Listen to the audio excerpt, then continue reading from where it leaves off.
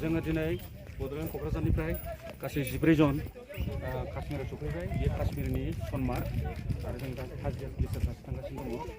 जोङो बर'नि गेजेराव गिबि फिसार फिल्म काश्मीराव शुटिं लानाय काश्मीर टु बड'लेण्डखौ जों दिनै शुटिं लाजेनगोन। ओरैहायबो हाजो दङ, जायखिया बे हाजोजों फारफ्रोमजोंबो हाजो टुरिस्टफोर बेरायनो फैग्राफोर फैदो ओरै थांबाय थानोसै।